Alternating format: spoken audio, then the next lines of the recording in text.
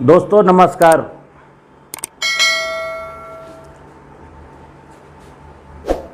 हमारे शास्त्रों में, पुराणों में, वेदों में, उपनिषदों में मानव जीवन की खुशियों के बहुत सारे विषय दिए गए हैं। वर्तमान में हम उनको पढ़ने का प्रयास नहीं करते और पढ़ करके समझने का प्रयास नहीं करते और छोटा छोटा जो सुन लेते हैं बस वो सुनी सुनाई बातों को यहाँ फिट कर लेते हैं। किसी लेखक ने किसी बात को, किसी विषय को क्यों लिखा है? कोई भी पुस्तक लिखी जाती है तो उसके पीछे का एक मतलब होता है, रीजन होता है कि इसका ये निमित्त है। वर्तमान में उस निमित्त को समझना भी मैं मुनासिब नहीं समझता। मैं कोई बहुत बड़ा विद्वान नहीं हूं और ना मैं जो कथाएं और कहानियां प्रचलित हैं ना मैं उनका कोई विरोध करता हूं। मैं तो केवल इतनी बात कहता हूं कि एक दादी माँ अगर अपने नाती को, एक पिता अगर अपने पुत्र को कोई कहानी सुनाता है तो उस कहानी सुनाने के पीछे भी कोई ना कोई उसका भाव होता है। अब ये बच्चे की ड्यूटी है कि वो कहानी सुन करके उससे क्या प्रेरणा लेता है। तो ये जो हमारे शास्त्रों में कहानियां प्रचलित हैं, बहुत सारी कहानियां हैं, जिसे उदाहरण के तौर पर समुद्र मंथन की एक कहानी है। तो वो कहानी यथार्थ रूप में क्या हुआ था कोई पता नहीं किसी को, क्योंकि वर्तमान में कोई सबूत गवाह देने वाला है नहीं। लेकिन ऐसा भी नहीं कि वो पूरा का पूरा झूठ है। वो समुद्र मंथन हुआ था और समुद्र मंथन क्या विषय है वो शायद मैं नहीं समझ पाता हूं। जैसे समुद्र मंथन की कहानी में लिखा गया है कि एक समुद्र के बीच में एक मद्राचल पर्वत है और मद्राचल पर्वत को समुद्र में स्थापित किया गया और वासुकी नाम के नाग की एक रस्सी बनाई गई और फिर उस वासुकी नाम के नाग को एक तरफ देवताओं ने पकड़ा, एक तरफ राक्षसों ने पकड़ा।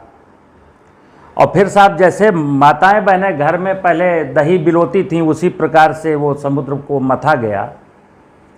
तो 14 रत्न निकले, उससे विष निकला, घोड़ा निकला, ऐरावत निकला, मणि निकली, कामधेनु गाय निकली, कल्प वृक्ष निकला, लक्ष्मी देवी निकली, अप्सरा रंभा निकली, हरसंगार पारिजात का पौधा निकला, वारुणी शराब निकली, शंख चंद्रमा, धन्वंतरी वैद, अमृत कलश, बाद में अमृत कलश निकला। 14 रत्न निकले। अब ये कहानी जो मेरे दिमाग में फीड है, अगर इस कहानी को सुन करके मनुष्य के जीवन में बदलाव ना आए, मनुष्य एक सही दिशा में ना पहुंच पाए, सही निर्णय लेने की स्थिति में ना पहुंच पाए, तो इस कहानी का आपके जीवन में कोई मतलब नहीं है। अब इस कहानी को अगर कहा जाए कि ये शास्त्रों में लिखा हुआ है कि समुद्र मंथन हुआ था और समुद्र से 14 रत्न निकले थे, लेकिन अगर इस समुद्र मंथन की संपूर्ण कहानियों की लड़ियों को मैं एक अनेक से जोड़ करके मंथन, चिंतन, विचार नहीं करता हूं तो ये कहानी मेरे जीवन में बेकार है। हाँ, कथा की कहानी है, सुन लीजिए, मजा आएगा, लेकिन आपके जीवन में परिवर्तन होने वाला नहीं है। तो जहां तक मेरा अपना ख्याल है, अपना मेरा चिंतन है, क्योंकि थोड़ा मैं भी अध्ययन करता रहता हूं, कि समुद्र के अंदर ये जो मद्राचल पर्वत है बेसिकली ये समुद्र के अंदर था ही। ये ऐसा नहीं था कि कोई पहाड़ समुद्र से बाहर था फिर उठा करके वहां ले जाया गया। मद्राचल पर्वत समुद्र के बीच में है। अब है कि नहीं हमको नहीं मालूम, लेकिन कहानी के वक्त चूँकि इस भूमंडल पर और अनेकानेक घटनाएं समय समय पर होती रहीं, कहते हैं कि बहुत सारी धरती का हिस्सा कई बार समुद्र में डूब चुका, तो उसके सबूत नहीं है, लेकिन मद्राचल पर्वत समुद्र के अंदर था। वहां पर एक नाग देवता रहते थे, उनका नाम वासुकी नाग रखा था किसी ने। बहुत बड़ा प्लेटफॉर्म था, बहुत बड़ा समुद्र पर्वत था, और जो उस समय धरती के लोग थे उनके आपस में द्वंद्व था। जिस प्रकार आज मजहब के नाम पर, जातियों के नाम पर द्वंद्व है ना, उस समय देवतागण और राक्षस प्रवृत्ति के दो लोग, उनके बीच में द्वंद्व हुआ करता था। तो उस द्वंद्व को रोकने के लिए यह समुद्र मंथन हुआ। और आज भी लोग कह देते हैं कि जैसे चार लोग 3, 4, 5 घंटे के लिए बैठ जाएं किसी खास विषय को लेकर के विचार विमर्श करने के लिए, तो जो पांचवा व्यक्ति दूर बैठा होता है, जो कहता है कि यार ये लोग क्या कर रहे हैं, ये लोग क्या कर रहे हैं, बोले पता नहीं साला किस बात पर समुद्र मंथन कर रहे हैं। समुद्र मंथन का मतलब है कि न मानव मात्र की खुशहाली के लिए, प्रकृति की खुशहाली के लिए एक आम विचारधारा डेवलप करना, एक लेआउट तैयार करना, ताकि लोग अच्छा जीवन जी सकें। तो ये समुद्र मंथन की कहानी इसलिए नहीं लिखी गई थी कि ये सुनना, इसको गुनना और इसकी लड़ियों को जोड़ना। तो जब मैं देखता हूं कि उस समय जो शास्त्रों में लिखा गया है कि देवराज इंद्र का राज्य हुआ करता था और दुर्वासा ऋषि का श्राप था कि वो उस श्राप को झेल रहे थे, कुछ समय के लिए सत्ता से दूर थे, तो दैत्यों के राजा यानी राक्षसों के राजा बलि ने तीनों लोकों पर राज्य कर लिया था। फिर बाली के अत्याचार से, पूरी कहानी पढ़िए, फिर बाली के अत्याचार से देवता लोग त्राहिमाम त्राहिमाम करने लगे और विष्णु भगवान के पास पहुंचे कि साहब राजा बाली का जो अत्याचार है वो बहुत बढ़ता जा रहा है। तो विष्णु ने देवताओं को कहा कि ये जो आपसी कलह है इसको दूर करने के लिए एक बार सबको मिलकर के बैठने की जरूरत है। तुम देवताओं की ड्यूटी है कि राक्षसों के साथ मिलकर के एक बार बैठो और झगड़े की जो जड़ है उसको सुलझाओ। प्लेस कौन सा होगा? तो प्लेस था मद्राचल पर्वत। वहां वासुकी नाम का नाग रहता है। यह कहानी है। अब आगे देखिएगा कि लड़ाई की जड़ क्या थी। कुछ इस पृथ्वी पर कुछ खास खास ऐसी चीजें हैं कि जिनके पीछे लड़ाइयां होती हैं, और आज भी कहते हैं जर जोरू और जमीन। तो वहां होना क्या था, कई बार लड़ाइयों की वजह क्या थी, उसके पीछे समुद्र मंथन हुआ कि लड़ाई की वजह क्या। तो लड़ाई की वजह मैं बता रहा हूं क्या है। दो ग्रुप बटे हुए हैं कि ये देवता हैं और ये राक्षस हैं, जबकि देवता के बहुत सारे देवताओं के अंदर राक्षसी प्रवृत्ति डेवलप हो चुकी है कालांतर में। कहने के लिए देवता जाति के हैं, लेकिन उनके अंदर राक्षसी प्रवृत्तियां डेवलप हो चुकी हैं। यह नेचुरल नियम है। उधर बहुत सारे राक्षस हैं और उनके अंदर देवताओं की प्रवृत्तियां डेवलप हो चुकी हैं। अब होता क्या है कि एक राक्षस, एक रंभा नाम की, रंभा तो नाम दे दिया गया, एक औरत को, खूबसूरत स्त्री को लेकर के भग रहा है। देवताओं के ग्रुप में भी कोई स्त्री की कामना रखता है तो वो सोचता है कि मैं इस राक्षस से इस स्त्री को छुड़ा लूं और मैं इसका भोग करूं, तो दोनों में लड़ाई हो जाती है। फिर ये होता है कि क्या हुआ क्या हुआ क्या हुआ, बोले अरे वो एक देवता वो इस स्त्री को छुड़ा ले गया, तो फिर क्या हुआ, दो सेनाएं हो गई, मार साले को मार साले को। वजह केवल इतनी है कि आप ये देवताओं को स्त्री के पीछे भागना नहीं चाहिए था, लेकिन भाग रहे थे। कई बार उल्टा होता था कि किसी जो चीजें देवताओं के लिए शोभा देती हैं उसके लिए कई बार राक्षसों की तरफ से कोई लड़ता था।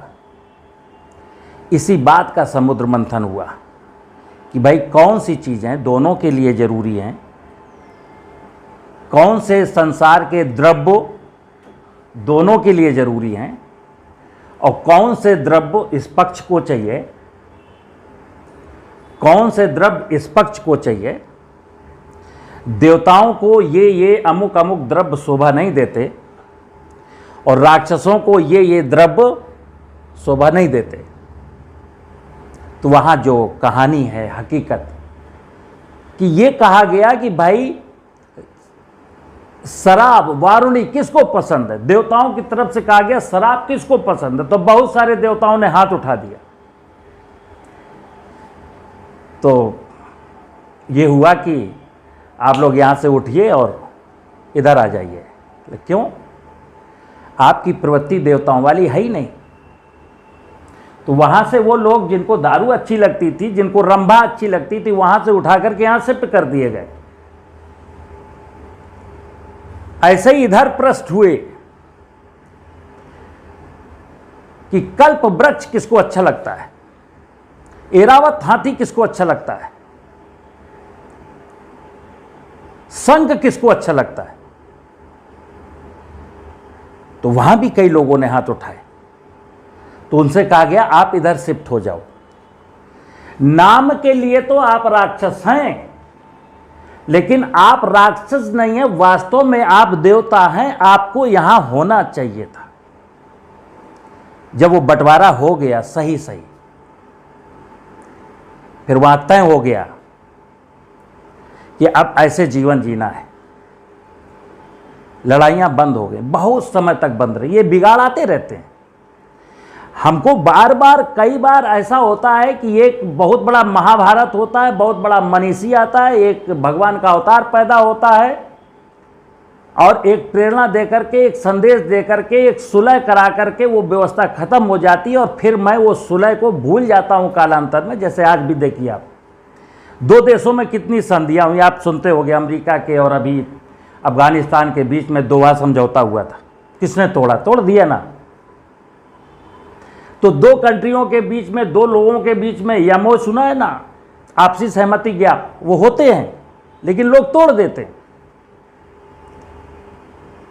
अब मैं आपको बताता हूं 14 रत्न का क्रम जरा समझिए। सबसे पहले समुद्र मंथन पर विष पर चर्चा हुई। यह विषय प्रकृति की व्यवस्था से जुड़ा हुआ है, पहले बात समझिए आप। बहुत मार्मिक विषय है, लेकिन मैंने इसको किस्से कहानी के रूप में केवल सुना। यह शास्त्रों में इतनी बड़ी व्यवस्था, मानव जीवन के कल्याण के लिए, प्रकृति की व्यवस्था को समृद्धशाली बनाए रखने के लिए लिखी गई थी कहानी है। लेकिन मेरी तो हैबिट है फिल्म देखने की, एंजॉय करने की। 3 घंटा की फिल्म देखी, ताली बजाई और चले आए। ऐसे समुद्र मंथन को मैं देखता हूं। सबसे पहले विष निकला, आखिरी में अमृत निकलता। बस इतना ही समझ लो कि जब किसी वाद विवाद के लिए, किसी सात्विक चिंतन के लिए, किसी प्रोग्रेस के लिए जब हम बैठते हैं तो निश्चित सी बात है कि विष निकलेंगे, विष ममन होगा। विष की 2 चीजें हैं कि शुरुआत में नहीं पड़ती है, लड़ाई झगड़े होने लगते हैं। नहीं, कौन मुखिया रहेगा, तुम ऐसे बात कैसे कह सकते हो, पहले मैं बोलूंगा, पहले वो बोलेगा, पहले ऐसा होगा। बस दिस इज विष। तो विष के 2 रूप हैं कि स्टार्टिंग में कलह होती है और दूसरा रूप यह था कि समुद्र मथा गया तो समुद्र में ऑलरेडी विष है, क्योंकि मनुष्य धरती में जितना भी मल विसर्जित करता है, जितना भी कचरा डिस्पोज करता है, वो सारा नदियों के रास्ते से समुद्र में जाता है, और वो डिकम्पोज होने के बाद वो धरती के लिए अमृत के समान है। तो सबसे पहले विष निकला और विष शिव ने पिया, क्योंकि मथते मथते विष जब निकला तो बदबू इतनी ज़्यादा थी कि आगे ये मंथन जारी रह ही नहीं सकता था, समुद्र मंथन का काम रुक गया। तो ये हुआ कि विष्णु के पास फिर देवता लोग गए, बोले अब क्या किया जाए, अब तो वो देवता भी भग गए और राक्षस भी भग गए, कोई मथानी पकड़ने को, रस्सी पकड़ने को तैयार नहीं है। तो उन्होंने कहा शिव जी के पास जाइए, और इसका उपाय उनके पास है। शिव जी के पास गए, शिव जी से निवेदन किया, तो शिव जी ने कहा कोई बात नहीं, विष धीरे धीरे हमको पिला दो, मैं सारा विष पी लूँगा। और ये कहानी आप पुराणों में पूरी अगर कड़ियों को जोड़ेंगे तो चीज़ें समझ में आएंगी। लिखा गया है उसमें कि शिव ने संपूर्ण समुद्र मंथन से निकला हुआ संपूर्ण विष पी लिया और अपने कंठ में रोक लिया, नाभि तक जाने नहीं दिया। क्यों? क्योंकि जमीन की जो सरफेस है वो चूंकि मैंने कई बार बोला ये पृथ्वी ही शिव का स्वरूप है, सारा विष धरती पे डाल दिया गया, धरती ने संपूर्ण विष पी लिया और उसको नीचे 40 फुट 100 फुट की गहराई पे नहीं जाने दिया, कंठ में 1 फुट की लेयर में रोक लिया गया, क्योंकि आप वहाँ पर वनस्पतियाँ उगती हैं, उनके वो विष काम आएगा। आखिरी में अमृत निकलता है, पहले विष निकलता है और अंत में अमृत निकलता है। अमृत क्या है?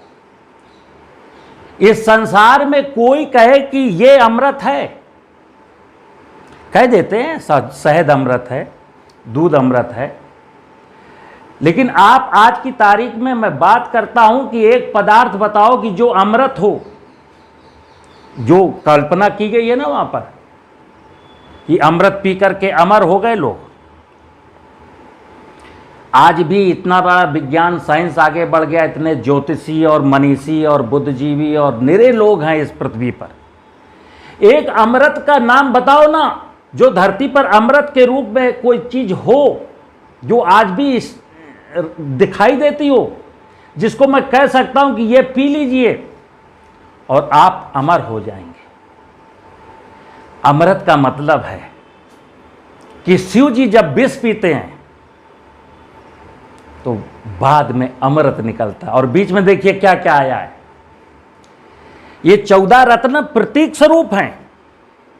घोड़ा है, घोड़े की सवारी करते थे, हाथी है, हाथी की सवारी करते थे, और बहुत सारी चीजें लिखी नहीं है जो खेती में काम करने वाली चीजें थी। बैल था, भैंसा था, गाय थी, बकरी थी, क्योंकि वो कहानी बड़ी लंबी हो जाती, इसलिए कहा गया 14 रत्न निकले और वो प्रतीक स्वरूप दिखाए गए। घोड़ा निकला, विष के बाद क्या निकला? जब विष डाल दिया तो घोड़ा निकला, फिर ऐरावत हाथी निकला, फिर मणि निकली, कामधेनु गाय निकली, कल्प वृक्ष निकला, लक्ष्मी, धन, वैभव। लक्ष्मी का मतलब ये पैसा नहीं है, कागज का नोट। लक्ष्मी का मतलब वैभव, समृद्धशाली मनुष्य का जीवन निखर करके आया। फिर अप्सरा आई, पारिजात, हर श्रृंगार का पौधा, वारणी, तब शराब आई कि पहले कमाओ, कुछ सीखो, बाद में जब सीख लेना, कमा लेना, तो फिर थोड़ा सा रिलैक्सेशन के लिए बीच में थोड़ी सी मदिरा पी सकते हो। इनका एक सिस्टम है। फिर शंख निकला, चंद्रमा निकला। अब साइंस की भाषा और आध्यात्म की भाषा में जैसे कॉन्फ्लिक्ट है ना, कुछ लोग कहते हैं ये सब सेक चिल्ली की बातें हैं। सेक चिल्ली की नहीं है। जब हम इस विषय को नहीं समझते तो सेक चिल्ली है। अब अगर इस कहानी को हम प्रकृति की व्यवस्था, मानव मात्र की खुशहाली के लिए ये जो पूरा प्रोजेक्ट था, अगर उसको हम समझते तो आज बहुत आगे निकल गई होती है मानवता। इस धरती पर जो मानवीय सभ्यता बहुत आगे निकल गई होती, यहाँ कोई लड़ाई झगड़े नहीं हो रहे थे। लेकिन नहीं, हमने तो कहानी समझा, उसको सिस्टमेटिक जोड़ा नहीं कि इसके लिखने का मतलब क्या है। अदरवाइज समुद्र मंथन जब हो रहा है तो क्या धरती थी, सूरज था, चंद्रमा नहीं था? चंद्रमा तब भी यथावत वहीं पर था जहां चंद्रमा था। लेकिन कहानी तो ये कहती है कि चंद्रमा तो समुद्र मंथन के बाद निकला, यानी समुद्र से चंद्रमा निकला, किसने उठाया, किसने उस चंद्रमा को वहां स्थापित किया? तो ना समझने पर यह प्रश्न है। कोई कह रहा है हाथी वहां क्या कर रहा था समुद्र के अंदर? हाथी घोड़ा जैसे जीव समुद्र के अंदर तो नहीं रह सकते, नहीं तो धरती में रहना है। तो समुद्र मंथन के पीछे की जो कहानी थी, सिस्टमेटिक जब चलते हैं तो सबसे पहले विष निकलता है, लास्ट में अमृत निकलता है। वो संदेश देता है आपको कि अमृत प्राप्ति के लिए विष तो पीना ही पड़ेगा, बिना विष पिए अमृत नहीं मिलेगा। और विष का मतलब क्या है? विष का मतलब यहां यह भी नहीं कि जहर पी लेना है, संघर्षों से गुजरना है, त्याग से गुजरना है, बलिदान से गुजरना है, तब अमृत मिलेगा। हमको भी मिलेगा, आने वाली पीढ़ियों को भी मिलेगा। तो समुद्र मंथन की कहानी बहुत लंबी है, लेकिन फिर वो मजा नहीं आता। अगर आपको लगा हो, आप खुद अध्ययन करेंगे। मैं नहीं चाहता हूं कि पूरी बात मैं बताऊं। मैं क्यों बताऊं? आप समझदार, आप समझने की कोशिश करिए। किसी भी विषय को आप, जैसे टेलीविजन नहीं होता, मैं एक आधा और वीडियो में बोल चुका हूं, चैनल ही तो चेंज करना है। निर्जीव टीवी है, 4-5-6 किलो की वजन का होता है और मनुष्य ने बनाया है, और उसमें कोई हीरोइन नाच रही है। अब आपको डांस पसंद नहीं है तो क्या करना है? चैनल ही तो बदलना है। तो रामदेव जी आ जाएंगे, प्राणायाम सिखाने लगेंगे, या और कोई गुरु आ जाएगा, कोई और शिक्षा देने लगेगा। तो चैनल ही बदलना है। हम जब टेलीविजन का चैनल बदल सकते हैं, तो आप ये परमात्मा ने जो इतना खूबसूरत दिमाग दिया है, उसका चैनल क्यों नहीं बदल सकते? मित्रों, चैनल बदलिए और विषयों को, कहानियों को कहानी मत समझिए, उनके पीछे बड़ा गूढ़ रहस्य छुपा है, उस रहस्य को समझिए। आपका कल्याण होगा, आपकी आने वाली पीढ़ियों का कल्याण होगा। और अगर कहानी सुनते रहे तो कहानी ही रहेगी। नमस्कार।